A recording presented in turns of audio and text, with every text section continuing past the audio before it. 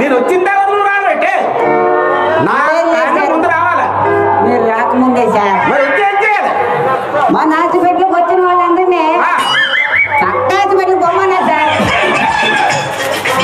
పక్కా పంపిస్తారా? కాదు కాదు సార్, మా నాచిపెట్లకు వచ్చిన వాళ్ళందరినీ వరుసలో కూర్చోబెట్టి చెప్పులు రాసి ఇవ్వాలి సార్. నేనేం చేశాను సార్, వచ్చిన వాళ్ళందరినీ పక్క హాస్పిటల్ పొమ్మని చెప్పాను సార్.